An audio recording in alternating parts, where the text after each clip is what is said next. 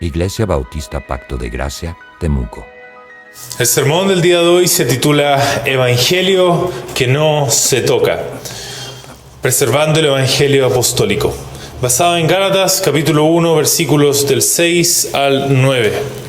Estoy maravillado de que tan pronto os hayáis alejado del que os llamó por la gracia de Cristo para seguir un evangelio diferente. No que haya otro, sino que hay algunos que os perturban y quieren pervertir el evangelio de Cristo. Mas si aún nosotros o un ángel del cielo os anunciare otro evangelio diferente del que os hemos anunciado, sea anatema. Como antes hemos dicho, también ahora lo repito. Si alguno os predica diferente evangelio del que habéis recibido, sea anatema. Que el Señor añada bendición a la lectura de esta porción de su palabra. El propósito en el día de hoy, para este sermón, es básicamente que seamos motivados a una reverencia suprema, máxima por lo que Dios reveló, por sobre lo que el ser humano opina al respecto y una vigilancia en torno a esta reverencia. Ser vigilantes con el Evangelio en particular. Y esto es muy importante para nosotros porque Dios no solo ha revelado su Evangelio, sino que también ha llamado a su iglesia a velar por él. Esta vigilancia ha sido parte de la vida cristiana desde el principio y toma distintas formas según la madurez y el contexto de cada creyente. En la práctica implica atención, implica memoria, implica sensibilidad y disposición. Pero en el curso natural de la vida de la iglesia se observan distintos modos en que esta vigilancia se ejerce o se deja de ejercer. En particular, es común ver que la vigilancia se debilita de dos maneras diferentes. Por un lado, se da lo que podríamos llamar una pasividad inconsciente. Algunas personas simplemente no piensan mucho en estas cosas. Confían en que, entre comillas, Dios está en control o que, entre comillas, todo va a estar bien. Y tienden a ver los procesos como estables o no sienten urgencia de estar atentos. El resultado es una actitud tranquila que no suele reaccionar ante cambios en la enseñanza doctrinales o desviaciones sutiles pero importantes de lo que se enseña. Por otro lado, aparece también lo que podríamos describir como una observación sin intervención. Algunas personas sí detectan cambios, sí detectan desviaciones, reconocen que algo se ha movido o que ciertos énfasis ya no están, énfasis por cierto importantes, sin embargo optan por no intervenir directamente, sea por prudencia, por respeto o por no generar incomodidad o por lo menos por una pretensión de esto. Esta actitud puede expresarse en formas como estoy orando por esto, entre comillas, o ya se verá con el tiempo, etc. En ambos casos, el resultado visible suele ser el mismo. La vida de la iglesia continúa, las actividades siguen, pero el lugar central del Evangelio como una norma para evaluar las cosas se vuelve difuso o se desplaza a un segundo plano. Es aquí donde las palabras del apóstol Pablo en estos pasajes son importantes. Las palabras inspiradas por Dios por la boca de él van a ser muy importantes para librarnos de este error y nos van a enseñar tres cosas. La primera es que Dios es celoso de la integridad de su evangelio. La segunda es que este celo se manifiesta en su rechazo de estos falsificadores del Evangelio. Su rechazo firme, por cierto. Y por último, que el rechazo de Dios de estos falsificadores debe producir en nosotros una vigilancia espiritual persistente. Si Dios es celoso, nosotros también debemos serlo. Ese es el punto. Y vamos a partir leyendo el versículo 6. Dice, estoy maravillado de que tan pronto os hayáis alejado del que os llamó por la gracia de Cristo para seguir un evangelio diferente. El propósito de esta parte es concientizar a los lectores sobre la gravedad de lo que están haciendo. Y esto lo hace a través de una declaración. Y la declaración es esta. Nuevamente, estoy maravillado de que tan pronto os hayáis alejado del que os llamó por la gracia de Cristo para seguir un evangelio diferente. En primer lugar, el apóstol dice, estoy maravillado. Esto es una expresión de asombro. Pablo está asombrado por esto que él está concibiendo. Y es importante entender que esto no es un mero asombro subjetivo, como una sorpresa emocional meramente, sino que nos informa de que algo ocurrió en estas iglesias de Galacia que es difícil de entender, pero no porque sea un misterio, sino que porque es negativamente inmenso, es algo gravísimo lo que está ocurriendo. De hecho, esta es la única carta de Pablo que no comienza con palabras de gratitud o algo similar. Desde el principio es un llamado a salir del letargo espiritual y poner atención a disponerse hacia el arrepentimiento con lo que les va a decir ahora. Por eso dice, estoy maravillado. Y dice, estoy maravillado de que tan pronto os hayáis alejado del que os llamó por la gracia de Cristo. El objeto del asombro es la contradicción entre la claridad y el poder con el que recibieron el evangelio las iglesias de Galacia y lo rápido que se alejaron.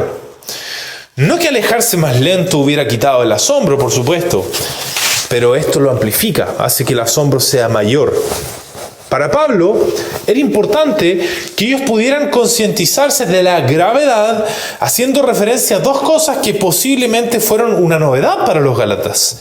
Lo primero es que ya se alejaron de Dios, que ustedes mismos consideran valioso, supuestamente, del Dios que consideran valioso. Y en segundo lugar, que ya despreciaron el medio más benigno y amoroso al que podrían tener acceso, que es la gracia de Cristo.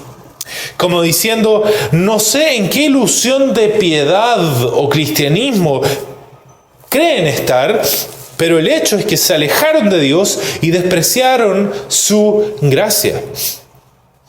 ¿Y para qué? Para seguir un evangelio diferente, dice él. El medio por el que se alejaron de Dios es seguir un evangelio diferente. El evangelio hace referencia al mensaje de salvación, a estas buenas noticias de que ahora podemos reconciliarnos con Dios por medio de la fe en Cristo Jesús como un mediador suficiente que por su divinidad, humanidad y obediencia perfecta hasta la muerte satisfizo la justicia de Dios por nuestros pecados. Los judaizantes, que eran aquellos personas que estaban influyendo para mal a la iglesia de Gálatas, planteaban que Pablo estaba suavizando un poco el evangelio para los que no eran judíos, para los gentiles. ¿Y qué es lo que decían ellos de Pablo? Ellos acusaban a Pablo de dejar incompleto el evangelio para agradar a los hombres, como después Pablo se defiende. En otras palabras, Pablo estaba haciendo una predicación con una estrategia de seducción. Él estaba ofreciendo la salvación por el Señor Jesucristo, pero le faltaba algo. Él no les contaba la letra chica, según los judaizantes. ¿Y qué le faltaba al evangelio de Pablo, según los judaizantes? Bueno, tanto Pablo como los judaizantes decían o declaraban que Dios declara justo al ser humano por medio de la fe en el Señor Jesucristo. Sin embargo, supuestamente Pablo estaba dejando fuera que la fe en Cristo debía ser acompañada por ciertas ceremonias judías y ciertos ritos judíos, como la circuncisión, y por la participación en fiestas solemnes y una serie de costumbres judías. Entonces, lo que Pablo estaba diciendo es que ese era el evangelio diferente que predicaban ellos. Cabe destacar que los judaizantes no negaban que lo que Pablo decía era verdad, pero decían que no era toda la verdad. Y, de cierta forma, planteaban que el suyo era un evangelio alternativo, más completo. Y esto nos lleva al primer punto. Dios es celoso de la integridad del evangelio. Queridos hermanos, Dios es celoso en primer lugar. ¿Qué significa que Dios sea celoso? El celo de Dios es su compromiso santo, constante y exclusivo con su gloria, su verdad y su pueblo. No es una emoción cambiante de parte de Dios, sino una voluntad perfecta que no admite rivales, no admite desviaciones tampoco. Y Dios manifiesta su celo al proteger la pureza de su nombre, castigar la idolatría y guardar su pacto. Se ve en el juicio sobre la infidelidad, en la corrección de su pueblo y en la entrega de Cristo para redimirlo. Ahí vemos el celo de Dios.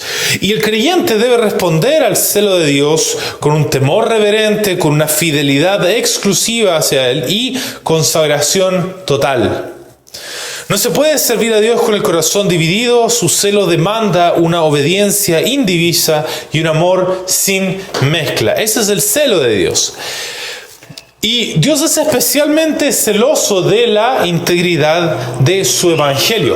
Esto es lo que nos dice en estos pasajes. Al punto en que la comunión con Dios depende de la integridad del evangelio. Por eso es que alejarse del evangelio, según esto, es alejarse de Dios. A Dios no le interesa en absoluto tener comunión sobre otra base que no sea el evangelio como Él lo reveló. Porque el evangelio revela su santidad, su justicia y su amor de manera perfecta. Si es perfecto y se le agrega o quita algo para estar mejor, entonces el estado anterior era mejorable y por tanto no era perfecto. Y Dios demuestra su santidad en que su ira santa por el pecado no se apagó ni siquiera por el hecho de que era el Hijo de Dios quien los cargaba. Todo lo contrario, Él derramó su ira santa en Cristo como una muestra de su compromiso con su santidad. El Evangelio demuestra también su justicia, en que Dios no tiene por inocente al que es culpable, sino que Él satisface la demanda de justicia castigando a Cristo como un sustituto de pecadores.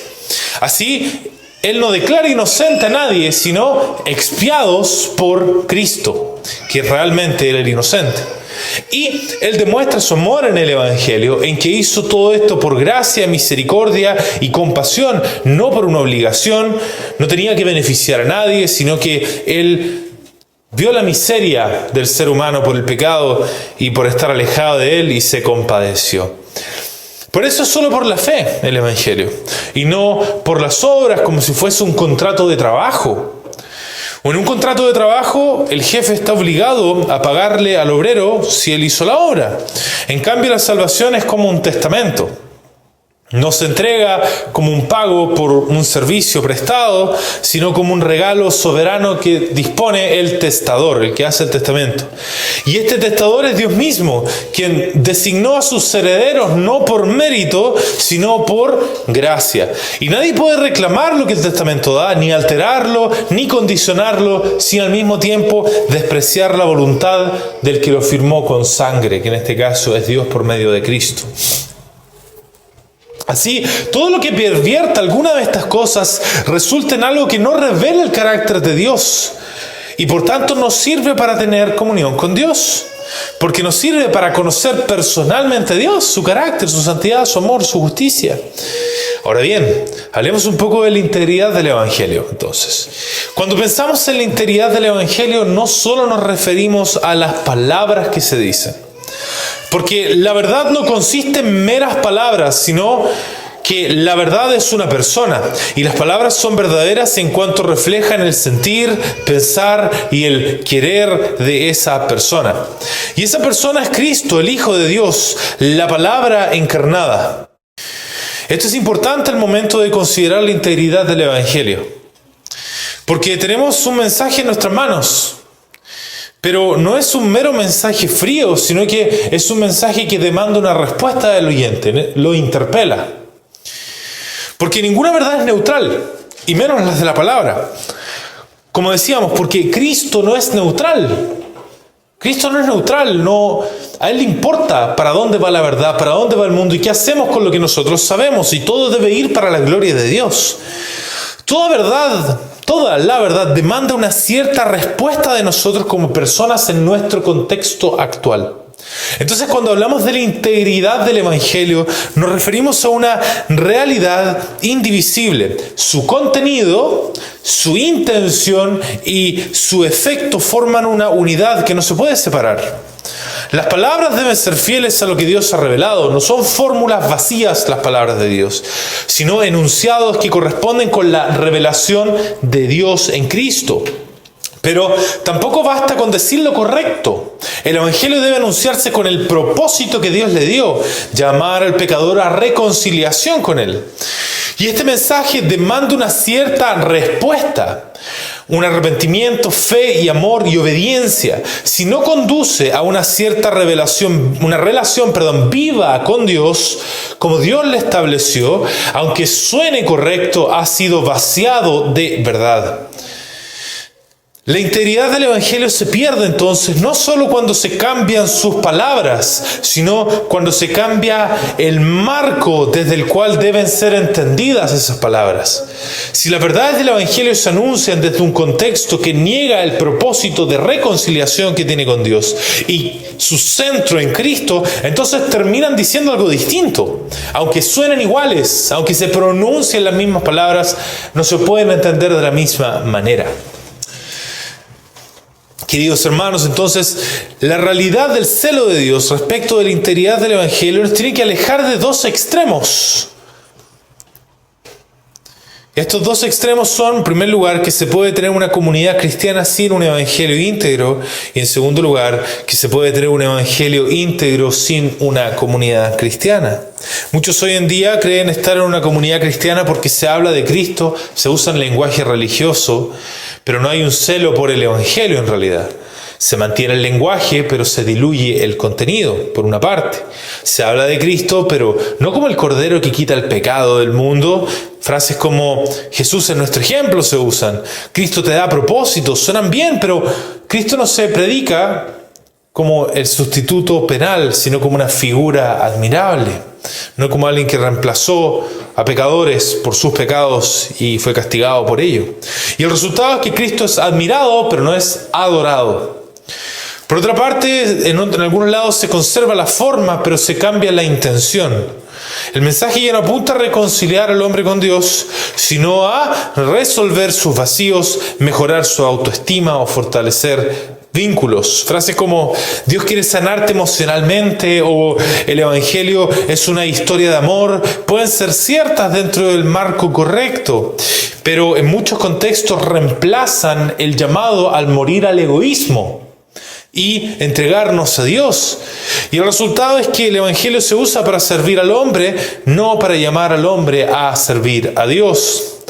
Y en otros lados se anuncian verdades, pero se espera otro efecto. La fe ya no se predica como una entrega confiada al Señor crucificado, sino como aceptación externa de ciertas fórmulas o pasos visibles. Frases como haz esta oración, pasa al frente o únete a nuestra comunidad funcionan como rituales mínimos de entrada que reemplazan el llamado bíblico arrepiéntete y cree en el Evangelio. Y el resultado es que la conversión se mide por gestos visibles, no por un arrepentimiento profundo.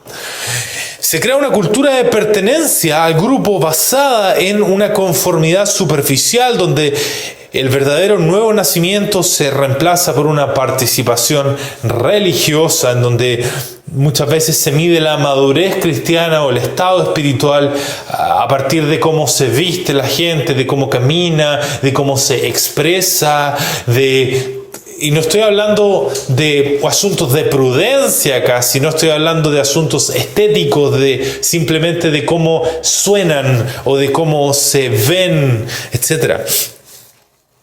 Otros creen estar en la fe cristiana, este es el otro extremo, por confesar las cosas correctas, pero no buscan desarrollar su fe en una comunidad cristiana de manera seria. Afirman proposiciones correctas, pero viven de forma individualistas. Dicen la salvación es por gracia, dicen Cristo es suficiente, la Biblia es la única regla de fe, pero luego viven un cristianismo aislado, desconectado de la iglesia local, sin someterse al cuerpo ni comprometerse con los medios de gracia. El resultado es una fe confesada, pero que no se comparte, que no se cultiva. Hablan de la iglesia como doctrina, pero no como una familia. Tienen claridad sobre la eclesiología, digamos, sobre cómo debe ser la iglesia, pero no participan activamente en la comunión de los santos. Hay frases como yo ya sé lo que creo, o mis relaciones con Dios, no con estructuras, y muestran que su fe no está encarnada en el pueblo de Dios. Y el resultado es una fe informada, pero que no transforma finalmente. Y por último, se reduce la fidelidad a la corrección doctrinal. Evalúan la iglesia solo por la predicación o la teología de su pastor, pero no rinden cuentas, no sirven ni caminan con otros hermanos. Frases como ese predicador enseña bien, eso me basta. Dejan ver una visión consumista y desconectada del diseño del evangelio. El resultado es una fe que puede identificar errores, pero no edifica a nadie finalmente. Ambos errores, el de sostener palabras correctas sin un celo por el Evangelio y el de confesar la fe sin vivirla en comunión con el cuerpo de Cristo, tienen algo en común. Proclaman un Evangelio sin integridad. Conservan fragmentos, pero han perdido el marco desde el cual debe ser entendido. Y esto es precisamente lo que hacían los judaizantes. No negaban a Cristo directamente, pero con sus añadiduras y con sus desviaciones prácticas distorsionaban la verdad relacional y suficiente del Evangelio. Hoy ocurre lo mismo. Se mantiene el vocabulario cristiano, pero se altera su intención, su efecto, su contexto. Y un Evangelio así, aunque suene familiar, no es el Evangelio que Dios reveló y por tanto no puede salvar. Queridos hermanos, entonces esto es un llamado a estudiar el Evangelio. Es necesario que dominemos no solo lo básico, sino que sigamos progresando en nuestro entendimiento de tal forma de que no seamos engañados. Recordemos que en el Evangelio se encuentra en forma de semilla todo el resto de la enseñanza bíblica. Por eso es tan importante tener claro cuáles son los elementos esenciales del Evangelio. Pero nuevamente, no como meras palabras y frases que tenemos que aprender, sino que meditando en cuál es la clase de vida a la que somos cada uno de nosotros llamados en nuestra situación. Porque, como hemos estado diciendo, no se puede pretender estar en una comunidad cristiana cercana a Dios si tenemos un mensaje diluido o una clase de vida que va en contra de la iglesia. De la gracia, perdón. Pero, por tanto, de la iglesia de Cristo, que funciona en base a la gracia. Por otra parte, no podemos decir que tenemos el Evangelio si no buscamos nosotros una vida en la comunidad cristiana que el Evangelio demanda.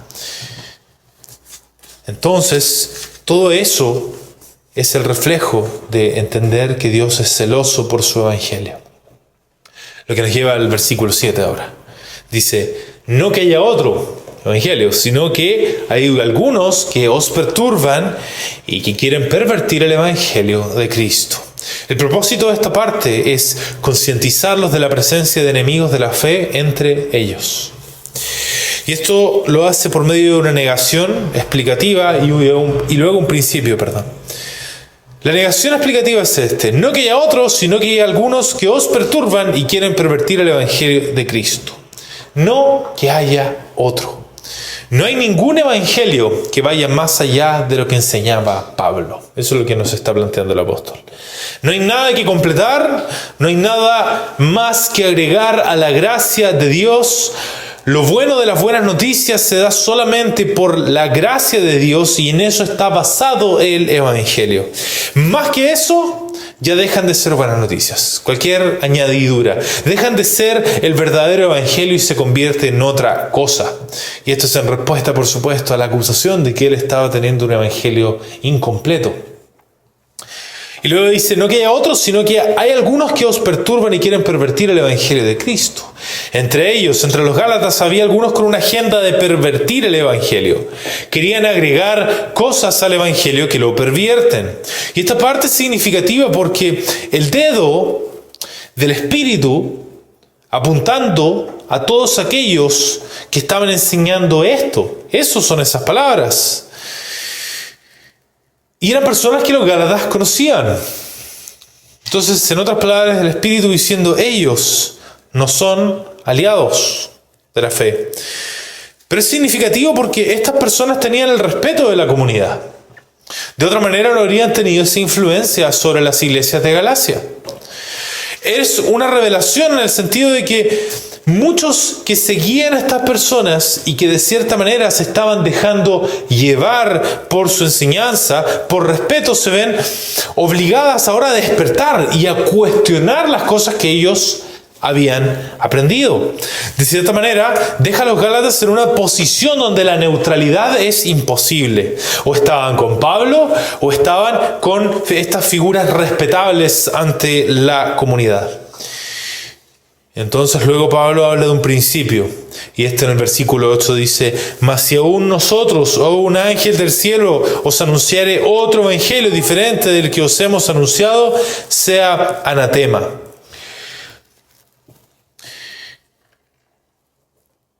Fíjense en esto, mas si aún nosotros, esto no solo aplica a los que ahora están entre ellos, esto aplica a todos, a todos. Y el apóstol dice, si aún nosotros, si hipotéticamente, por algún motivo, un apóstol se desviara y comenzara a anunciar un evangelio, entre comillas, más completo al que en algún punto predicó Pablo la primera vez que estuvo con ellos, entonces sea anatema. Esto es relevante porque, como veremos más adelante en las siguientes predicaciones, Pedro mismo, el apóstol, si bien no estaba anunciando otro evangelio, por sus acciones estaba dando la impresión de que lo hacía. Entonces, por eso Pablo dice, si alguno de nosotros les anunciara un evangelio diferente, eso no estaría bien. Y luego dice, o un ángel del cielo. Si hipotéticamente, por algún motivo, descendiera un ángel mismo que anunciara un evangelio mejor y más completo, también sería anatema. Y esto es claramente una hipérbole. Y es interesante notar que Pablo usaba los ángeles para sus hipérboles. Si hablara el idioma de los ángeles, dice en otra parte, estoy parafraseando. La idea del hipérbole en este caso es dar a entender que lo que él dice viene de Dios y por tanto ningún ángel tiene la autoridad para hacerle supuestas mejoras. Si ningún ángel puede hacerlo, cuánto menos puede hacerlo un judaizante. Es interesante en este punto pensar en cuántas falsificaciones del cristianismo se han formado a partir de un supuesto mensaje de ángeles o entidades espirituales. Podemos mencionar el mormonismo, en donde se supone que Joseph Smith recibió una revelación de un ángel. Y él añade el libro del Mormón y otros escritos a partir de eso. También en el Islam anterior, Mahoma afirmó recibir revelación del ángel Gabriel. Jesús es reconocido como profeta, pero se niega su divinidad y su crucifixión. Entonces, tenemos casos históricos en donde tenemos a personas que dicen que un ángel les vino a predicar otro evangelio.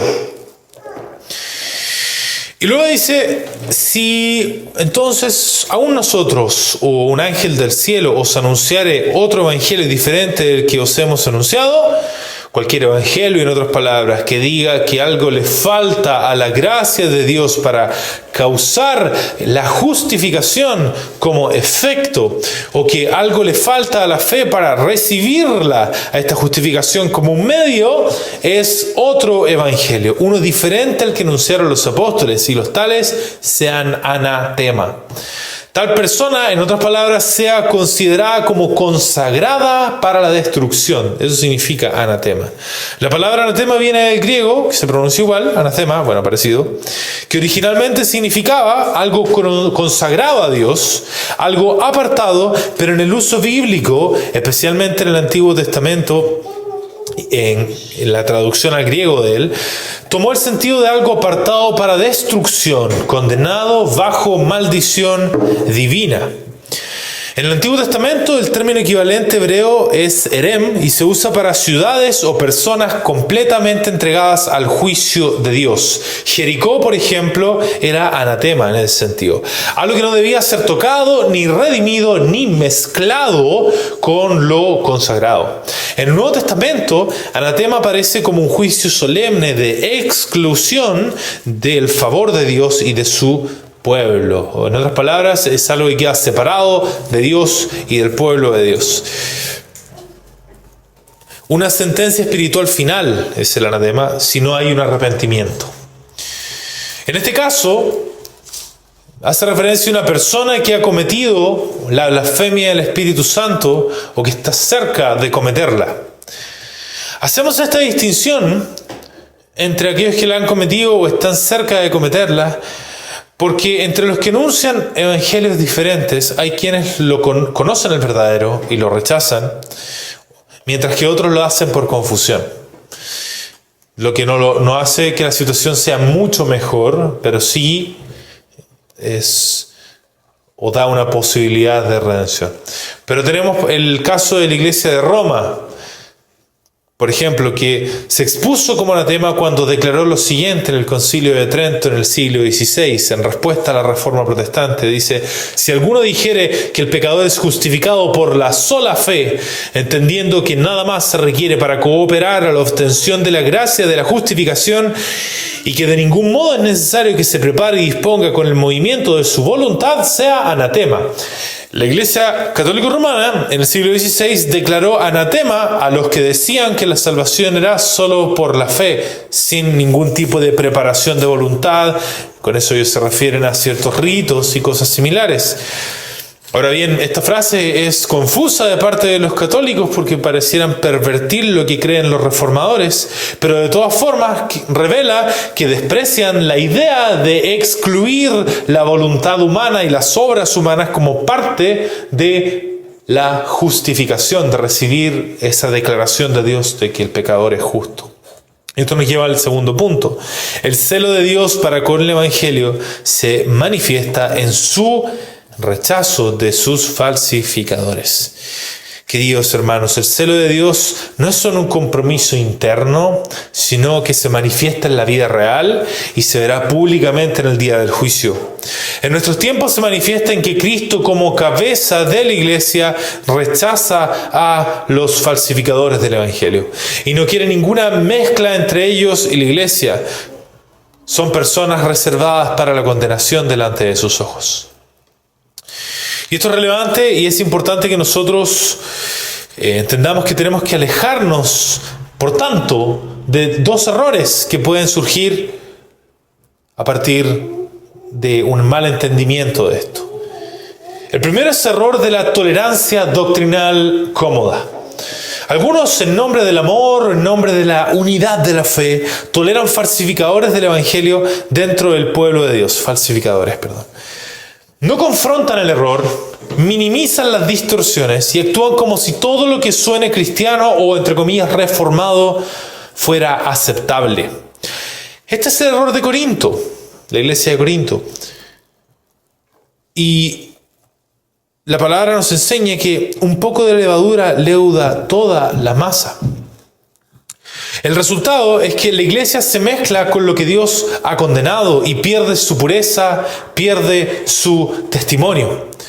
Y acá hay frases que se usan. Lo importante es que todos amamos a Jesús, dicen algunos. Otros dicen, no deberíamos dividirnos por detalles teológicos. Otros dicen, Dios ve el corazón, no la precisión doctrinal, Otros dicen, es reformado, así que debe estar bien. Otros dicen, hay que enfocarse más en la unidad que en la corrección. Y otros dicen, ¿quiénes somos nosotros para juzgar si el mensaje es correcto o no? Son distintas versiones de esta tolerancia cómoda del error. Y estas frases suenan humildes o inclusive pacificadoras en algunos contextos, pero terminan neutralizando la claridad del Evangelio y dejando lugar a distorsiones peligrosas. Ese es un extremo. El otro extremo es el error del celo carnal y desmedido. Otros, para reaccionar contra el error, lo hacen con un espíritu legalista, condenador o sectario, como si la defensa del Evangelio les diera derecho a despreciar a las personas. Se enfocan más en exponer, entre comillas, que en llamar al arrepentimiento, más en ganar debates que en buscar restauración. Y como resultado terminan imitando el espíritu de los falsificadores que denuncian orgullo, autosuficiencia y confianza en el yo. Esa es la actitud de los falsificadores que denuncian a otros. Y aquí hay frases que se usan: yo sí predico la verdad, no como la mayoría que está en error. Aquí hay un espíritu de superioridad, no celo humilde, que por cierto en algunos casos podría ser la verdad, pero acá estamos hablando, en algunos casos podría ser válido, una frase como esta, pero acá en este contexto estamos hablando de esta afirmación orgullosa, esta afirmación que no tiene humildad, que no está sometida a examinación, etc. Otros dicen: no vale la pena ni orar por esa gente, ya están perdidos.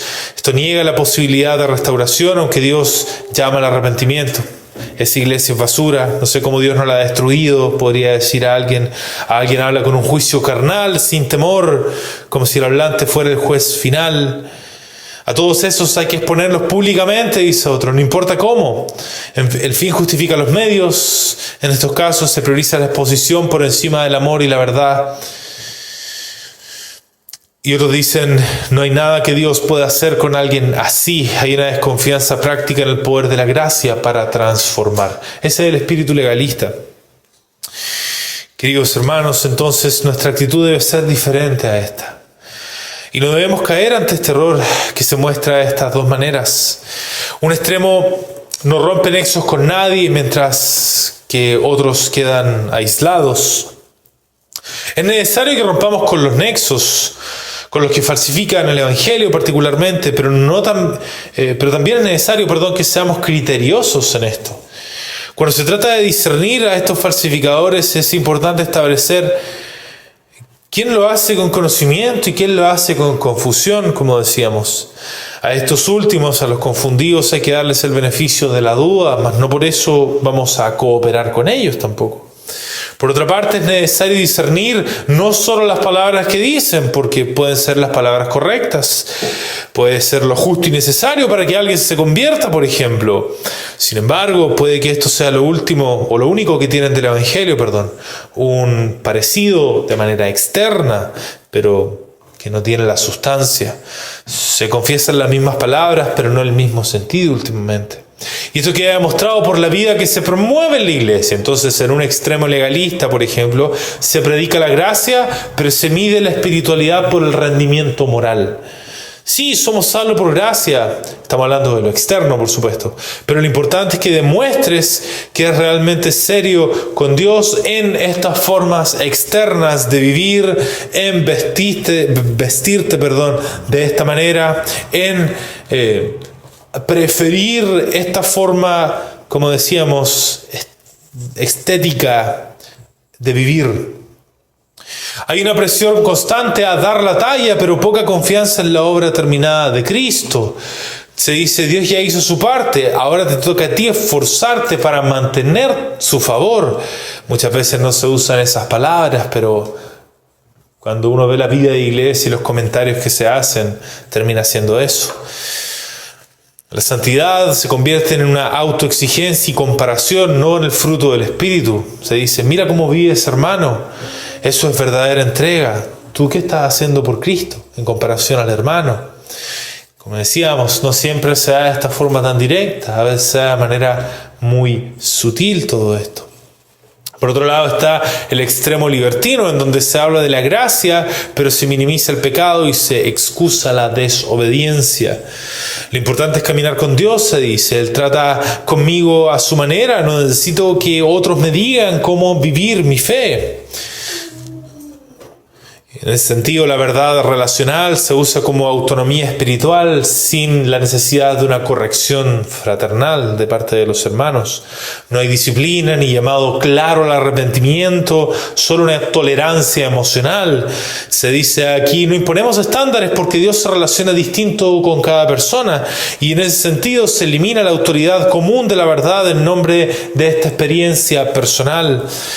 Y también la libertad cristiana se convierte en un relativismo espiritual, en donde se dice, bueno, para mí seguir a Cristo hoy se ve distinto, no podemos vivir la fe todos igual, que en algunos casos hay un marco correcto para entender esto, pero en este caso se niega que la verdad interpela como un marco estable.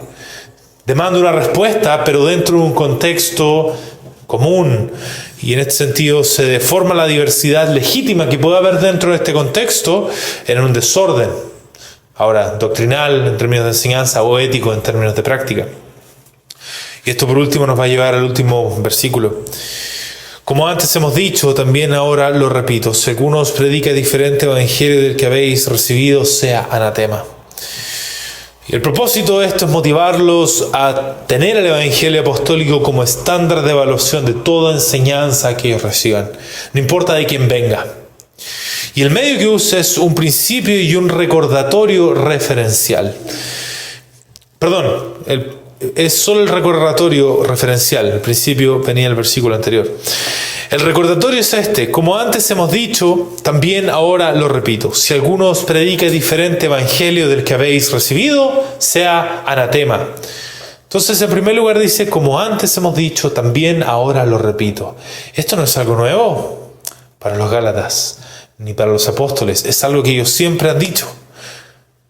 Solo que, en otras palabras, cuando se lo dijimos a ustedes, lo que está diciendo el apóstol es que no incluimos a nosotros o a los ángeles, pero el principio es el mismo.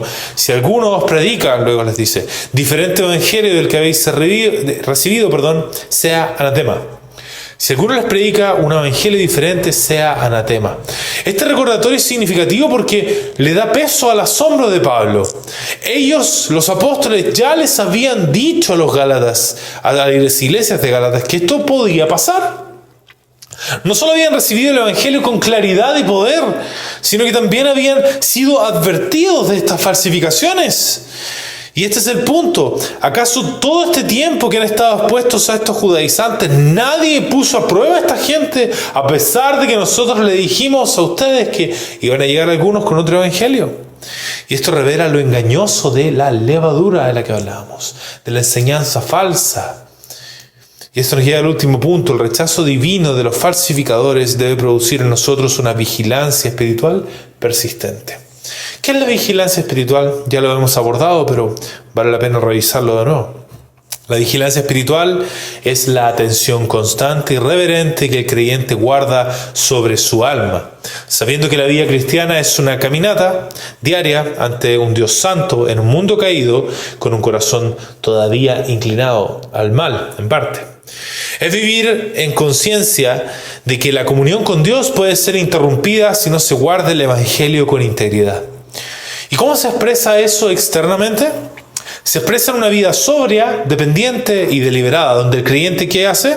Examina su andar a la luz del evangelio, discierne lo que entra en su corazón y lo que sale de su boca, y está alerta a las distorsiones de enseñanza y a las justificaciones sutiles del pecado.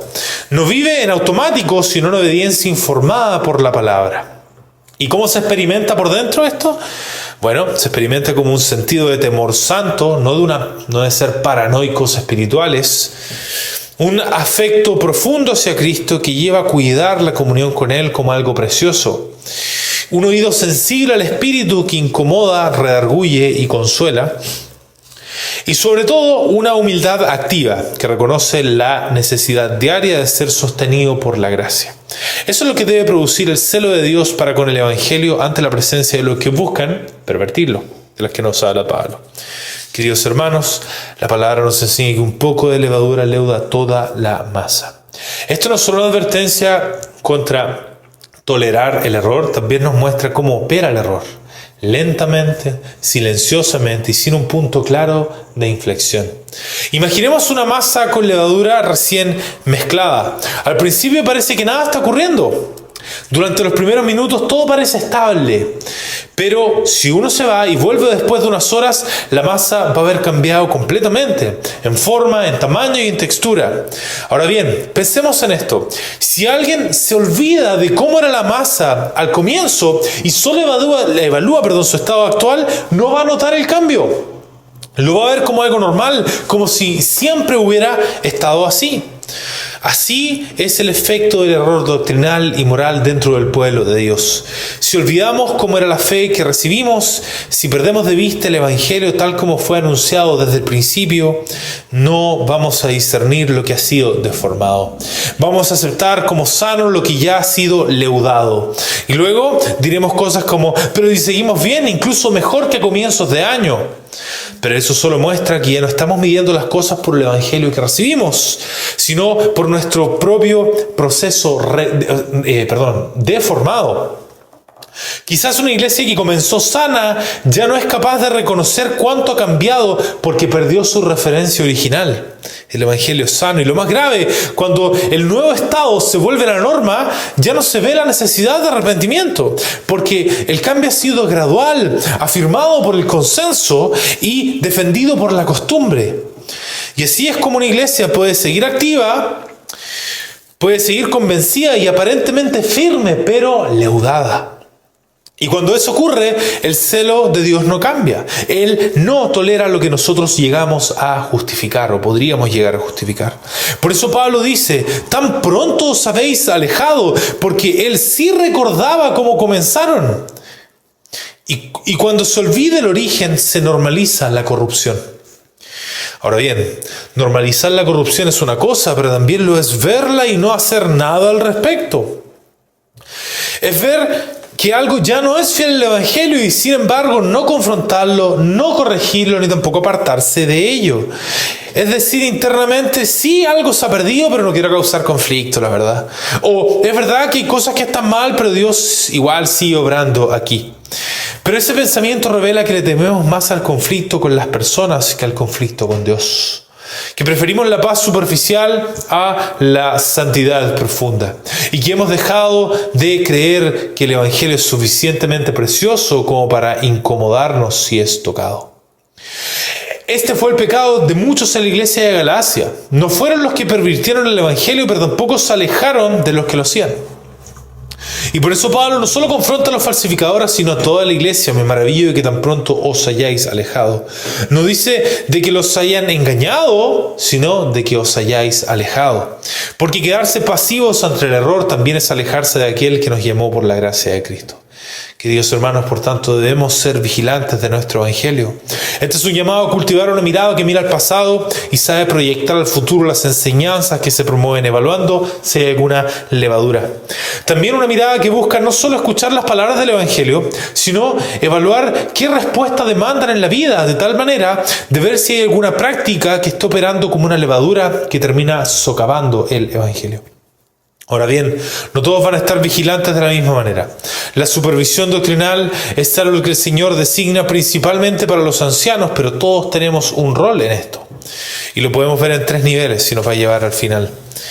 El primer nivel es la vigilancia básica, que esto es para todo creyente. La palabra dice retener la forma de las sanas palabras. Si bien se lo dice a Timoteo, también aplica para los creyentes.